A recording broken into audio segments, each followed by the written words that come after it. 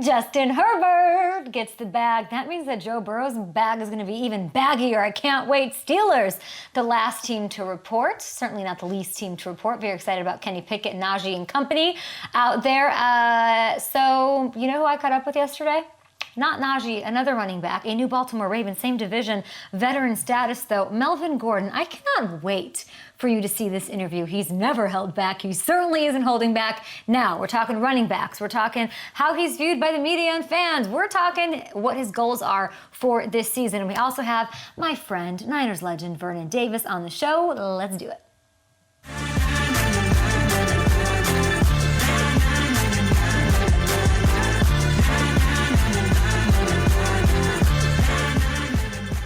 Now, if you're a running back, you might want to close your ears for this next couple minutes because this whole offseason has been marred with the disparity between the positions and the money and the CBA and everything that's going on and the inflated salary cap that the RBs are not getting a piece of because they got to pay these quarterbacks. And they are. This offseason's also been all about throwback jerseys and massive quarterback deals. And this is what happened yesterday afternoon. Let's take a look. I was excited to see it. I love this kid. Justin Herbert and the Chargers, they agreed on a 5-year, $262.5 million extension, making him the highest paid quarterback in the league on a per year basis. It was his time. It's called the market, people. Micro-econ, okay? VOO economics. What do they say in Ferris Bueller? I can't remember the line now. What is it? Voodoo economics. All right, let me do the math for you on that number. That's $52.5 million per year. I didn't do the math, Hamilton did, but that's a big number. And despite what some people might think or might want you to believe, I think it's worth every penny for Los Angeles and this Chargers organization. Yeah, we've seen plenty. Show it to me. Give it to me. Take it, Justin! Herbie, let's go. I've seen this highlight a million times. This is worth the money, okay? It's mind-blowing. He's got tons of throws like this one. But I'm just gonna say it. I think we have yet to see his best football. I'm gonna try to get out there to that Chargers camp at Costa Mesa, wherever Costa Mesa might be. And I wanna watch him do his thing. And while some of you may say, how do you pay him anything or nearly that much or make him and break him off and give him the bag and the Brinks truck and all those metaphors that people are using that I'm not cool enough to understand what they even mean, how can you do that when he hasn't won a playoff game? Well, I say, and I maintain, that he willed this Chargers team to the playoffs in a loaded AFC with fractured ribs and a bum shoulder. Okay, we've seen improvement year to year from him. What else do you want? You want a leap. You want growth. You want some consistency and progress. That should make every Chargers fan and everybody in that building feel secure. I've said this on the show before. I never feel more secure than when there's progress. Think about when you're on a diet, people. Think about when you lose those first 3 pounds and you lose enough and you keep going and you get stronger. That's how we should be looking at Justin Herbert. All the faith, nothing else. And I'm joyful to have him in the fold over the next 5 years. And by the way, the more we learn about how this deal is put together and structured, the more I like it. There's this guy who probably has an abacus and he sits at his desk and crunches the numbers. His name is Jason Fitzgerald. He is a salary cap whiz over at overthecap.com. And he tweeted this morning that Herbert won't carry a cap hit above 38 mil over the next 3 years. So if you're bad at math like me, here's what it means. The Chargers will have a ton of flexibility to keep stars. Because that's what we care about, right? They can keep the likes of Bosa. They can keep Khalil Mack. They can keep Keenan Allen in the fold as they make their push in the AFC for Lombardi over these next few seasons. And now that you've signed Herbert and he can not worry about it, maybe not even the better news, but I don't have a picture of him in here, huh? Do I? Not that guy. No, Joe Burrow. All eyes are on Joe Burrow. This is the best thing. The last quarterback domino to drop that we've been waiting to sort of fall this offseason. And I would imagine they're close. I would imagine it's probably coming soon. And I don't know this on any authority, but if I was Burrow or advising Burrow in his camp, I'm sure I would imagine, they were waiting out Herbert. That's what you do. And that's the name of the game. It's not who's best, it's who's next, people. So the way the comps are in place and they can ensure he'll be moving to the top of this list with, a deal, it's got to be, $53 million per year or more? By the way, if you're wondering where Patrick Mahomes is here, he's dropped to 8th at $45 million per season, so he'll move down to 9th once Burrow signs his extension. So you'd have to think that will be corrected here at some point when this dust settles. It was a great deal for Mahomes and the Chiefs organization, but he can't move out of that top 10. He can't keep moving down and down and down. They're going to renegotiate and refigure it for the 2-time Super Bowl winner. Okay, so congrats to Herbert. Those are good vibes. Those are good vibes when that's done. How it affects Austin Eckler, I don't know. We've had Herbert on the show. We've had Eckler on the show. Eckler's talked about how much he loves Herbert. Is it going to cause some tumult? We have yet to see. Hopefully not, so we can keep the vibes high through camp and try to make moves and shake things up in the loaded AFC West. Okay, that's right, I said loaded. Take that, FanDuel Sportsbook, who had the worst odds in history for the Raiders yesterday, and nobody thinks the Broncos are going to do anything. TJ Ward, talking to you.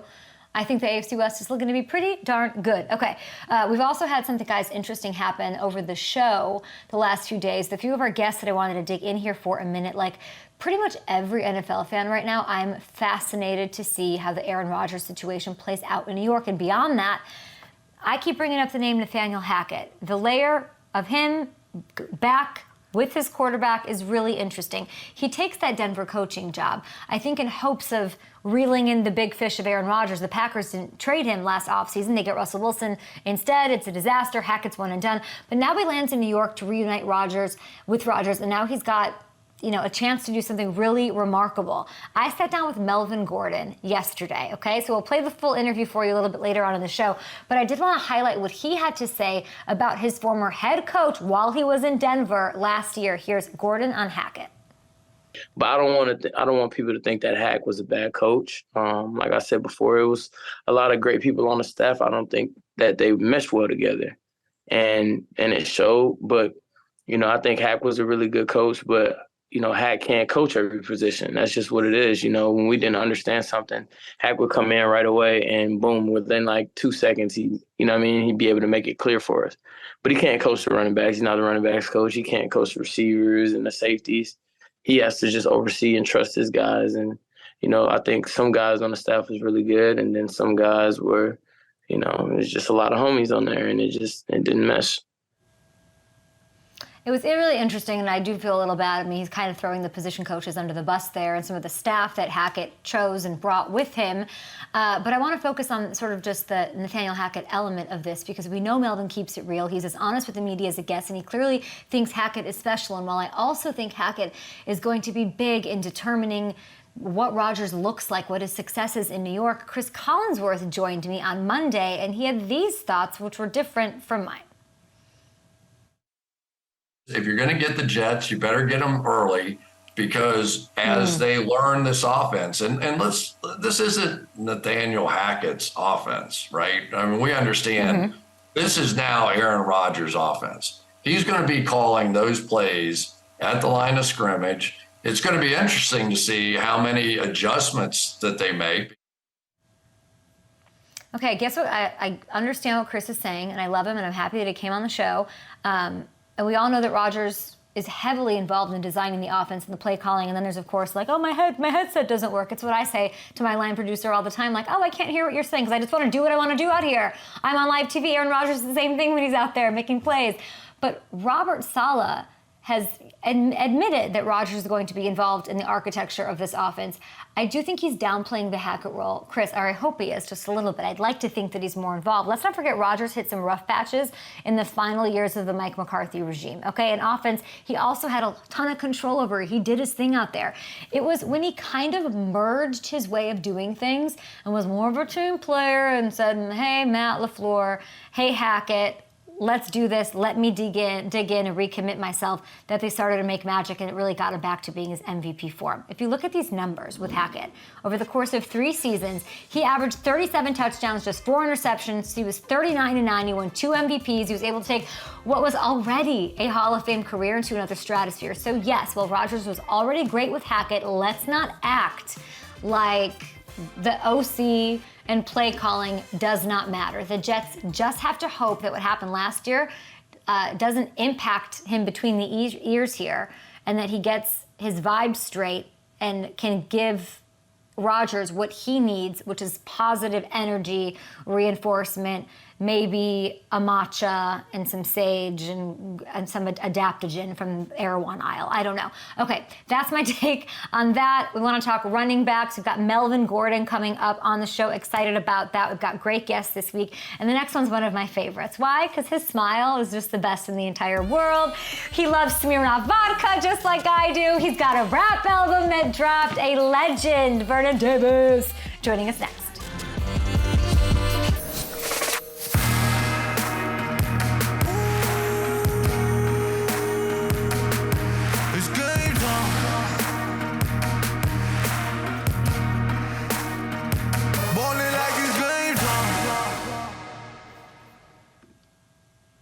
Welcome back to Up and Adams. We've got Melvin Gordon on the show, but you just saw those highlights. I miss him on the field. He says he's too busy doing other things like running the world and acting, and he doesn't own an NFL team. Maybe we'll talk about that, but he dominated the NFL for 14 seasons, two-time Pro Bowler, Super Bowl champion, and he has now directed his domination on the entertainment world. Like I said, actor, producer, musician, he does it all. Well, Vernon Davis, my friend, how are you? Hey, what's up, Kay? How you doing? I'm good. A long time no see. I don't think I saw you last year in person. We shot a commercial. You came on my show earlier this year. We were rapping to your singles, so we're going to get to some of your musical stuff in a minute. But, you know, I was thinking about the last time you came on. You said that you literally dream. Like, you sit there and you sleep and you put on your eye mask and all that. You dream about playing again in the NFL. Are those dreams still happening with these camps opening? Yeah, a lot of times when I turn the TV on or I'm at a Washington Commanders meeting or game, I have flashbacks of the days I played, and it's always going to be there, and that's something I have to continue to think about and remember, because I mean I played the game for so long, 14 long years, and it's going to be hard for it to just fade away like that. So but I enjoy it. I enjoy it. I live vicariously through my son now, so that's enough for me. The reason I'm asking, and I bet it's annoying to ask, and I actually didn't even want to ask you that question. I think it's a stupid question. You're done with your world, except Jimmy Graham. Jimmy Graham came back, so that's why we're asking it, because we think maybe there's a little something there. He's an OG. He was done with the game. Gronk took a break. He came back. Tom Brady. This Jimmy Graham deal was stunning to me. With the Saints, he can't dunk on the goalposts anymore, but he took a season away, really late stage in his career. What do you think we should expect out of Jimmy? And when you heard this news, what'd you think? Yeah, when I heard that Jimmy was coming back, I was like, wow, he loves the game of football. But I'm not surprised when it comes to a guy like him who's super athletic, who loves the game of football. And I mean, he's done a lot of damage during his tenure in the NFL. And it shows too, for him to be able to just walk back in the NFL, that tells a lot about him as a person. Like, he's a great locker room guy. He's a great leader. He's a great football player, because coaches, they don't just let anyone come back into the NFL like that, especially teams like that. I think that he's going to do a really good job. He's still going to be able to play because of his athleticism. And, I wish him the best, but I'm not that surprised by Jimmy. Yeah. Imagine going to training camp right now. Oh, yeah. I can't imagine going to training camp. I can't do it physically, maybe, because I still work out a lot, work out 5 days a week, sometimes 6 days a week. But mentally, nah. I want teams to keep calling you. Keep saying that. Keep saying that you're dreaming about it. Now, you played 14 years. You played for 3 different teams, 3 different ownership groups. And you were with Washington at the end for the last 4 years of your career. And there's a lot of excitement there right now. Fans are turning the page. You still live in the area. When you heard the news that there would be a change in ownership and then it actually happened, what were your thoughts? I was excited. I was excited because whenever there's change, that means there's something good coming. And with the Washington Commanders, Josh Harris, Magic Johnson, I know those guys. I know Magic really well, and I know that he's going to do all that he can to light some fire behind that team. And I'm excited to see what they're going to do. They have the players, they have the locker room, they have the upper management now. So it's all about continuing to put those pieces together and make sure that they have the synergy and they can stay on the same page. Okay, I don't know Magic Johnson very well, so what is he saying that's amazing that you're friends with him or you know him in some capacity? What is he bringing to this team? So when we sat there as veterans, the Commanders have they put together a group of legends. You know, you have Fred Smoot, Santana Moss, Darryl Green, and we all come together. But we had a lunch, and Magic, Josh Harris walked in, brought his family, the whole ownership group. And one thing that I remember when Magic stood up there, he said that we need you guys. He looked at us and said, we need you all because you guys are ambassadors for what we're trying to do. And, you know, we can't do this alone. We can do this together. He understands what it takes to win games other than just on the football field, because together is bringing the community, together is bringing the players, bringing the organization, and us all working as one. And that's what it's going to take. And knowing Magic, I knew that he was going to stand up there and say that because he gets it. He knows what it takes to win. I mean, he played at a high level, and he's been a part of some winning teams and a lot of winning games. What's the biggest difference, do you think, between this new ownership group and the one that just left? I think this ownership group, not saying that Dan Snyder did it. I think Dan Snyder did a great job trying to rally the team behind him. But this ownership group believes in this is a family-first ownership group, which means they have they know what it takes to integrate the little pieces. And sometimes you get owners who they just look at the team. They just want to win. They just think about the players. But then you have owners who come in and they bring everything together. Like I was just saying, when it comes to family, the community and everything, they're community first kind of ownership group, right? They know that they have to get the community behind them. So that's what they're going to do. They're going to do everything that they can, from creating activations for different community events and making the fans a part of this team so that they can feel like they have some ownership. What's DC like right now? Talk to these Commanders fans who are so excited about this new era. DC is, when you walk out on the streets, it's like everybody's excited. They have the jerseys on. They have the Commanders gear. You would think it's game time right now. You would think the playoffs is here right now, the way people are walking around. It's exciting. I mean, they were ready. Do you think they'll be any good? Listen, Vernon, I love the community stuff. I think at a certain point it's more important. You have Ron Rivera there. He's a perfect steward of that as well, and he's been trying to do that since he got there. Is this team going to be any good? I strongly believe that this team, I can sit here and say this team's going to be good, or they'll scratch the surface. I don't know, but I honestly feel with the management, with the ownership behind this team is going to be good. Because like I said, it doesn't, you can have all the players in the locker room that you want. When I was in San Francisco, we had so many players, Patrick Willis, Frank Gore, Ahmad Brooks, but we still couldn't win games. Then we added on Crabtree. We still couldn't win. But when we changed coaches and the ownership group move some pieces around, we started to win. We started to go to the playoffs. We started to go to the Super Bowl. But you just have to move certain pieces around. I mean, sometimes you don't have to change the ownership group. You can change the coaching staff. You can change the integral pieces that you have in the GM and other places. It all depends on what you need, how you're going to address the issues that the team is facing. Some owners are really hands-on. Some it's a family business. The only thing they have going on, it's an investment piece. For others, you have this great perspective because you played for over a decade and you're business savvy. You have all these different interests.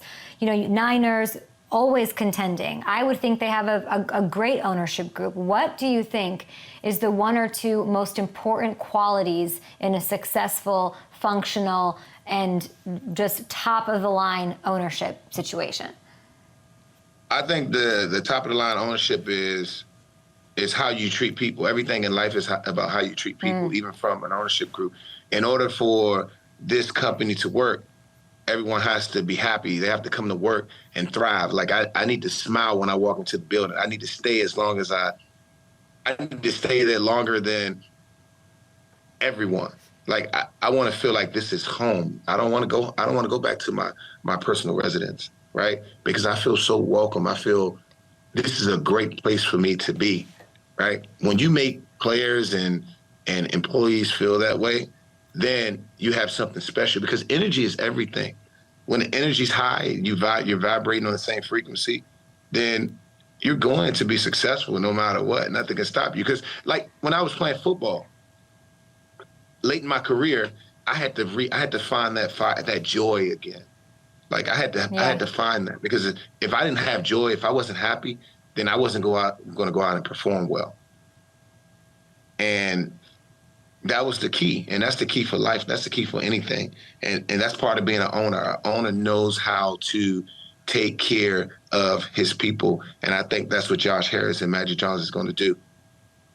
Wow, that is so well said. I could talk to you all day, but I do want to say congratulations. You know, you wanted to find your joy. You certainly found it in acting and all the things you do in art, which you've always been inspired by. But your new album, Hello, Showtime, it's out. Last time you were here, we were singing, what was it, Bounce Like This? I loved that song. Are you excited? I'm excited. Yeah, I think there's some good songs on there. You know, I have a song with Zaytoven and Young Dro. I think that's a great song. And one of the songs I came up with called Self-Made. I made a name for myself. Yeah, yeah. I love that song. That's a great song. It's a great. Gosh, and actually, it's my early song, and you're singing like that. Yeah, one of my songs just got picked up for a movie called 72 Hours.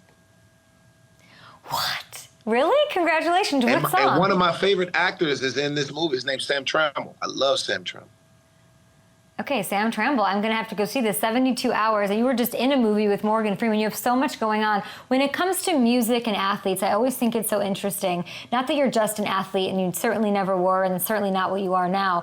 But, you know, like, players always want to be music stars, rock stars, whatever. And, like, musicians always want to be athletes, and you're both obsessed with each other's lives, and there's lots of similarities.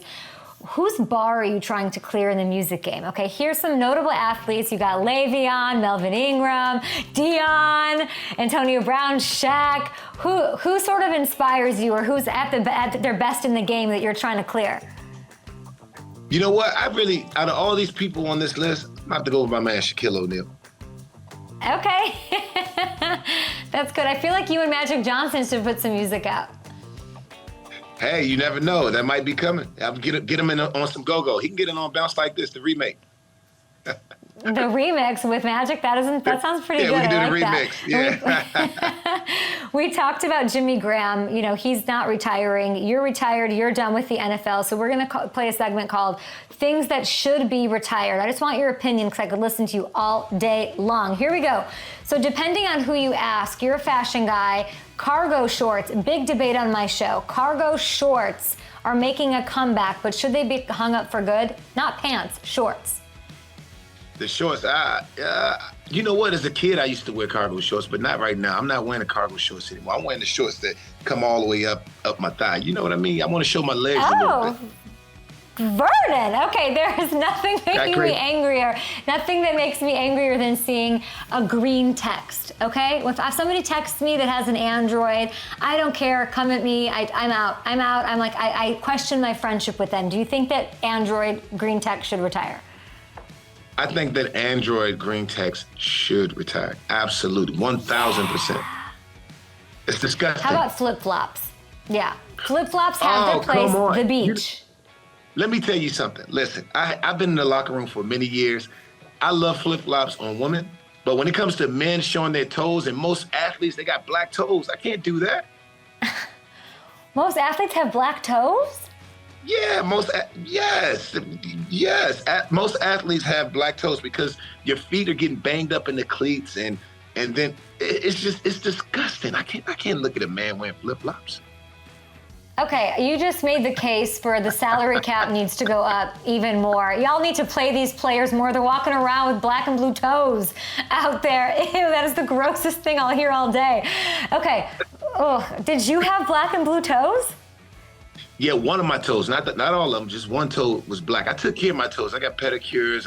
I soaked my feet when I was playing. But I did because my feet got banged up. My toenail would fall off all the time, Kay.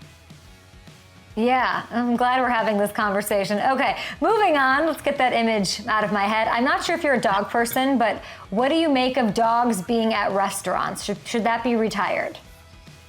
I don't think any dog should be at a table. I think they should be by your feet or somewhere like that. Maybe at the table. Yeah, maybe at the table in your house. I have a dog. I have an English bulldog. It's the cutest little thing ever. But I'll never put her at the table. I'll put her, at her table. But she can be at the restaurant. She gets her own table. I don't know who this. I want to know what this guy's story is. He's got black and blue toes. This little puppy. Okay, are we keeping or retiring the current NFL overtime rules? I think we should. I think it's all about moving ahead to the future, and anything from the past should be retired. I would say, especially with the way this game is going and trying to protect these players. I think there's always room for change, especially here in the near future. Vernon, here's what I think should happen. The game has to go to overtime. All 53 players, okay? Or maybe they don't all go. Whoever goes to the stadium, I'm going to make all 53 have to go to the stadium for every game, okay? They bring out a huge rope. All 53 plus the coach have to play tug-of-war on the 50-yard line. And that determines the winner of the game. What do you think? That's actually fun. I think that's a great idea. I think you're onto something. Yeah, because then it matters.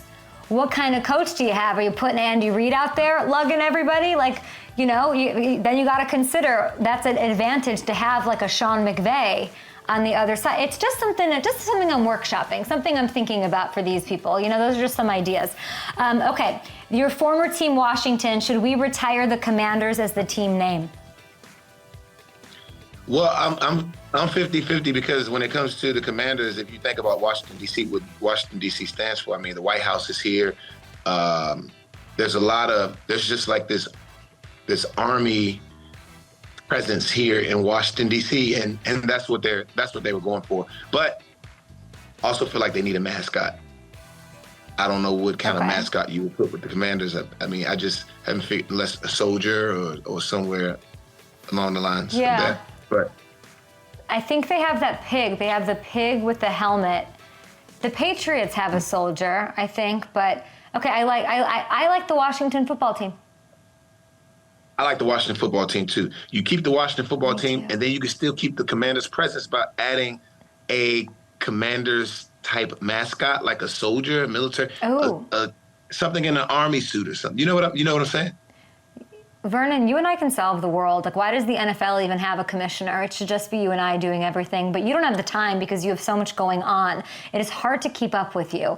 So what do we need to be looking out for next from Vernon Davis? Few films coming out. I think the movie 72 Hours with my music as well as my Presence movie I'm in. That's coming out here pretty soon. Also a movie called Senior Year. This is going to be pretty cool. Comes out this year. And my album, which is called Showtime. And follow me at Vernon Davis 85 on Instagram for more excitement. There we go.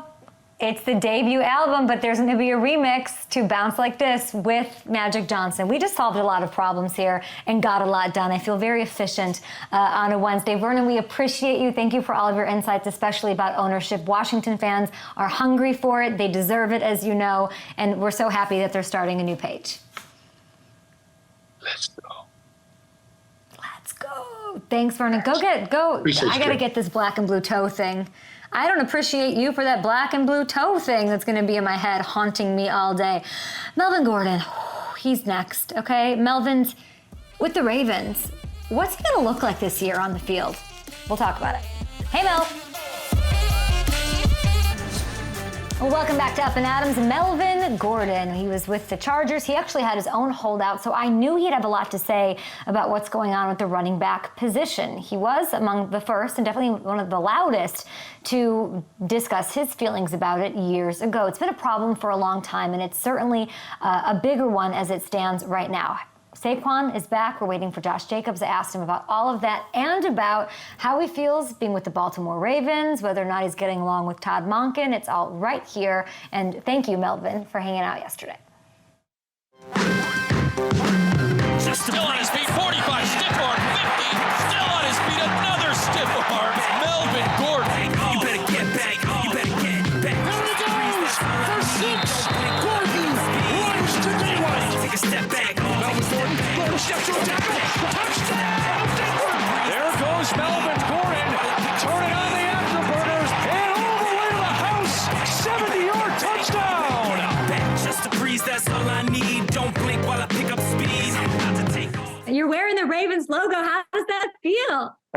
It's different, it's different. But I'm excited. I've heard nothing but good things about this organization. So, I'm excited to see what comes with it. They have 6 players on the Madden Plus 90 club. So there seems to be this superstar, super team appeal to Baltimore. How much was that a factor when you decided to go there? It was just, I really didn't think about the players. I guess I did, but it was more so how the organization was ran. I'm kind of cool with a lot of guys. I think in any locker room, I think the guys are pretty cool for the most part. The locker rooms I've been in, even with Denver, the guys were super dope. You know what I mean? I think that's just what it is. I think we all have a brotherhood. We kind of understand how it goes. We all for each other. So it was more so about how they treated the guys in the organization, how the organization treated the guys, and then them just being cool is a plus. So, and I know Odell, I know a couple of the guys. I played with Zyler in college, so. Oh, yeah. A couple of guys. Yeah. Melvin, what are you saying about how the Chargers, the AFC West treated you, that's so important to you? What are you really saying, the subtweeting of that? Oh, man, I ain't subtweeting nothing, man. It's, the Chargers treated me well. I loved everybody in that building. So, I can't really, knock anybody. I still talk to the equipment managers in there. They were dope. In Denver, the staff, everybody, Flip, all those guys, they were dope. It just didn't work out, unfortunately. And then the guys at KC, they were lit too. So they were good. They were good people. Yeah. So Melvin Gordon, you're the person I wanted to talk to about this. Let's get into it. You are outspoken. You've been through it, the downs, the ups of this National Football League, the emergency Zoom call, all of that, the running back problem in the market and the situation. What do you make of it? Well, I hate it. Yeah, that just is what it is. I've been saying that, and I took heat for it, and then, some of the guys came out and said it, and they look like heroes, but it is what it is. As long as the message get across, I don't really care, who's the bad guy or good guy, and, hopefully it changed. I don't know what was said in the Zoom call, but, in my eyes, it ain't really too much that you can do. About the situation. The only thing we can do is when it comes to the playoffs, we got to be the one that everyone's looking at. We got to be the one out there making a difference. We got to be the one carrying the team to the Super Bowl.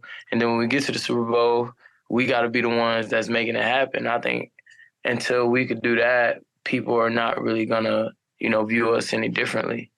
And you have some of the top marquee guys that are big players and assets to their team, and they're getting no love. And if they can't do it, it'd be hard for anybody else to do it. So, at this point, you just got to go out there and we just got to make it happen. We got to ball. We got to stay healthy. We got a lot of variables, and it's hard. The health is part of the game as well. But, we have to find the best way and put ourselves in the best position to stay healthy. So they can't use that as an excuse against us. And we just got to go eat, and that's just really that's all we could do. Would you have changed positions? If you could have done it again? No, right? Hell yeah. Stop. What position?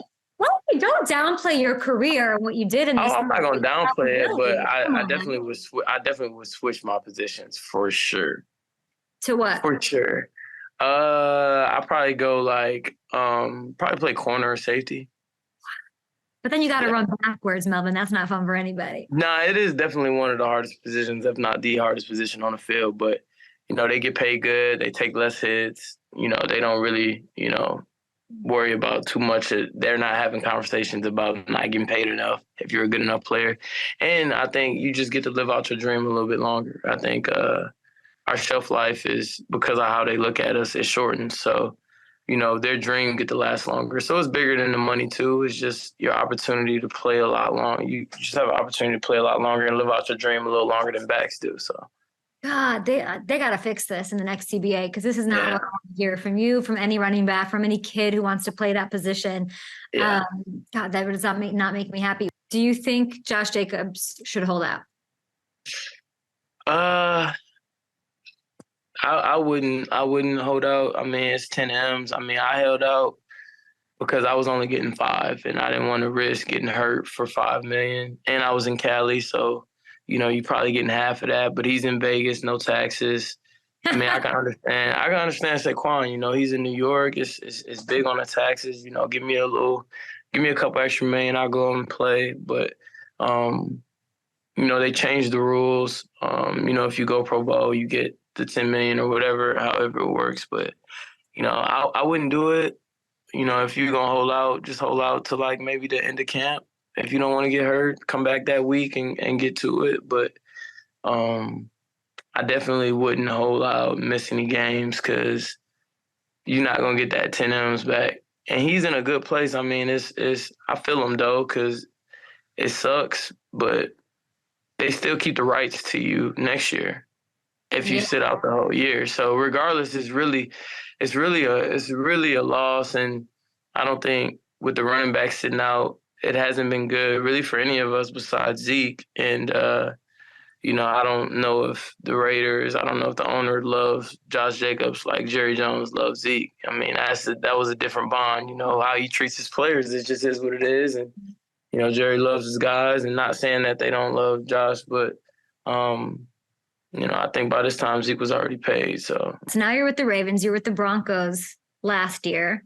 You had the Hackett experience. He's back with Aaron Rodgers. Yeah. Your Hackett experience, Melvin. I think, people take it wrong, because my experience with Denver was bad, with the hack experience. It was pretty bad, but, I don't want, it was just all over. It just was not, it was just not good.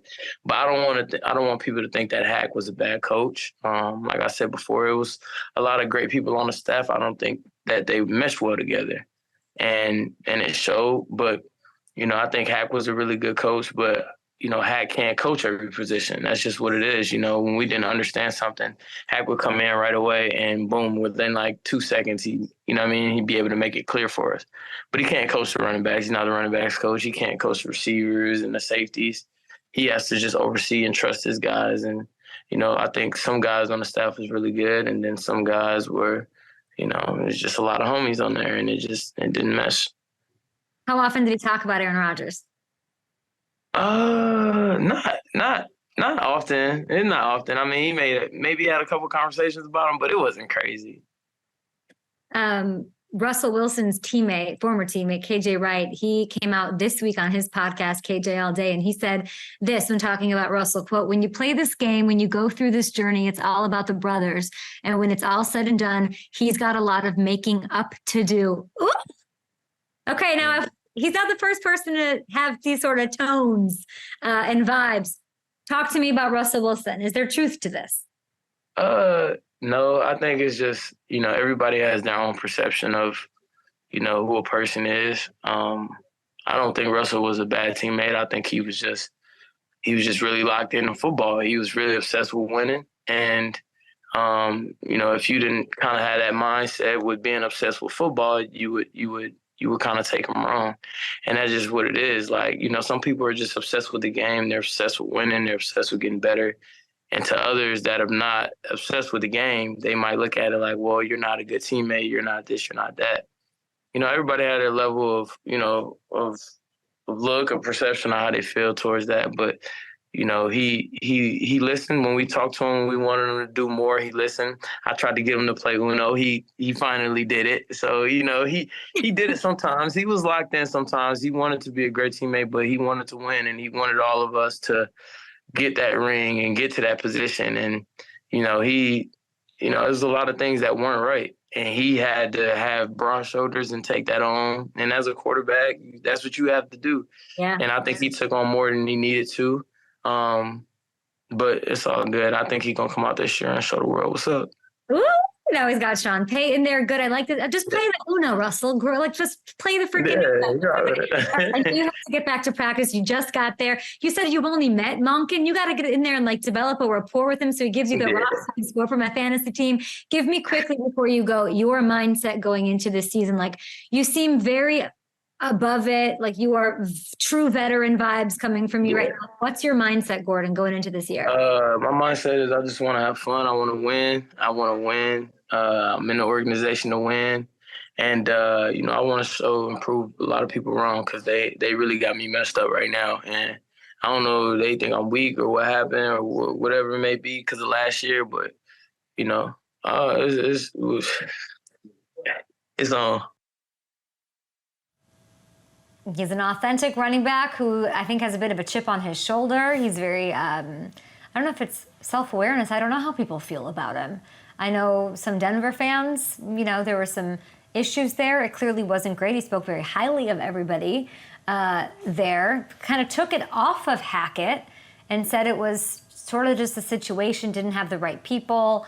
Russell Wilson had to deal with a lot and sort of overcompensate and do things that he shouldn't have had to do. So he had love for him. And I wish Melvin Gordon luck with this super team that they're building with the Ravens. As we all know, running back depth. You don't want to pay them, but you need them, and you need a lot of them to have a successful season in the NFL. So I wish Melvin Gordon all the best, and I appreciate him coming on the show. After this, let's talk a little World Cup, shall we? We're trying to get Carly Lloyd on the show. It might happen. Who knows? We'll be back right here. All right, woo, woo, woo, woo. Up and Adams, kick 'em, pick 'em. I've got some fun for you because I love you. Go to FanDuel.com right now and play Up and Adams, kick 'em, pick 'em. It is free to enter. Do you hear me? It's free. It costs you nothing, and there are up to $5,000 total in prizes up for grabs. We did this for the first round. USA won. Though they had some missed score opportunities. I hope they rectify against the Netherlands tonight. We'll get to that in just a bit. It's a big game tonight. Carly Lloyd, our FanDuel family, saying this is like a final without the whole group stage of anything. That's how big this game is. And for the first round, you guys showed up big. I was so impressed. So many people signed up for this, like thousands, tens of thousands. So get in on the fun with us and make your picks. And it's super, super easy to do. All you have to do is pick outcomes for Team USA's game tonight. And the more you get right, the more you could win. The contest ends at 9 Eastern when USA-Netherlands game kicks off. Fox, all the apps, all that, find it. So for Kick 'em, Pick 'em, you have to, here's what you do. And Hamilton's here to help me with this. There's 10 questions about Team USA up against Netherlands, which again is tonight. So get in there, guys. This is live right now. And it's exciting because there's like a revenge aspect. The U.S. took care of business against the Netherlands back in 2019. So there's that going on. And it's a super important one. But to give some examples of like what this game is all about, how many goals will be scored in the U.S.-Netherlands game? Over, under 2.5? What do you think? I think it's going to be over. I know that 2019 World Cup final between the U.S. and Netherlands was low scoring. The U.S. won 2-0. But I think, in these group stages, sometimes these teams open things up a little bit more. I think we see it over. Both teams won their opening matches, and they blanked the other squad, so their defense seemed pretty great. But the U.S. beat Vietnam, and like I said, they had a lot of opportunities to score that they need to get right tonight. Netherlands downed Portugal 1-0. So now this is the big battle of the Group E. Like everybody's hyping it up. So I'm going to say it's a bit of a shootout, and it's going to be well over in New Zealand tonight. Alex Morgan, will she score a goal? I'm saying yes. She had an assist in that win over Vietnam. She's been such a big star for this team for so long. I know she didn't score in that opening game, but I feel like you can't. Okay. It's going to be hard to hold her off the score she did back-to-back games. I think she gets one tonight. It was a penalty kick blocked in that game. She has 9 career goals in 19 career World Cup games. What a stud she is. I'm going to say yes. And that's the thing with this. I'm just going to go affirm USA, because everyone's just got Team USA fever. So of course she's going to score. One more. Let's see. Let's pick a good one. Well, what will be the outcome of the game? Like who's going to, if you go and play Kick 'em, Pick 'em, and you say the Netherlands are going to win, get the hell out of my game. I don't want you there. Yeah, I mean, of course the USA is going to win. Come on. Yeah, this is ridiculous. USA, by the way, oh my gosh, talk about total dominance, these badasses, right? They won 14 of the last 15 World Cup games. Watch the game tonight, but please go over to FanDuel, guys. It's the Up and Adams Kick 'em Pick 'em. It's free. You can play right now on FanDuel.com, and you can win actual free money. If you don't believe me, go check it out. I promise. Okay, we'll be back. Oh, no, we're not going to be back. This is the end of the show. We got really fun stuff because training camp is going on, so we're gonna go camping. Well, we used to have 5 breaks in our show, and you guys are asking me to put a lot of toothpaste back into the tube of doing a 4-segment show these days. But we're gonna get to it. Okay, we're going camping. All teams. The Steelers are the last to show up, which is a move that I would do. I like a procrastinator, but this is the Birds, guys. Lumberjack vibes? What's happening here? Is this the summer of the lumberjack? What in the Matthew Hamilton flannel is going on here? I was about to say, this looks like my 2017 Good Morning Football wardrobe, so I'm all for it. I actually have a couple shirts in that exact pattern. Okay, who is where's Jason Kelsey? Is he not here? Where's Jason? I just need to see Jason Kelsey. I guess not. The it overalls seems like it's very hot out with there. The flannel. I think we're trying to go to Eagles camp. We're trying. We are trying to make it out there and check out those guys, the NFC champions. Okay, how about this one? Did you say somebody could be better than this man a few days ago on the show? Yeah, I didn't. I don't know if I think it was but John Franklin Myers, I believe, was the one who said it.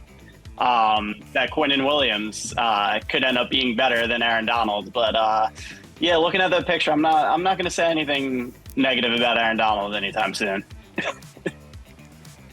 Yeah, Richard's so mean in our ears. Next! God, there's no like finesse, there's no like bedside manner when it comes to you. Next! Okay, the Jets reported to camp a little earlier than most teams. Of course, they've got the Hard Knocks cameras, they've got the whole thing. DJ Reed, I think that is, right? Talk me through this. This is nice. Yeah, that's a beautiful play. And I think, Sauce Gardner gets so much credit, and rightfully so, but DJ Reed had a phenomenal year last year too. I think he's been underrated, and I think I'm expecting big things coming from him again this year. And then of course we had the Garrett Wilson beautiful grab as well, man. We're not even gonna have to watch Hard Knocks. It's just gonna all be on our X timeline. I mean, do you think Dante Hall's mad about this Elon Musk thing? Dante Hall's like, wait, that's my name. Never mind. What's that? Richard's yelling in my ears. I just had a great Dante Hall, Elon Musk X joke, and it just got completely run over. We'll be back tomorrow, guys. We've got a big, big, big show. See ya.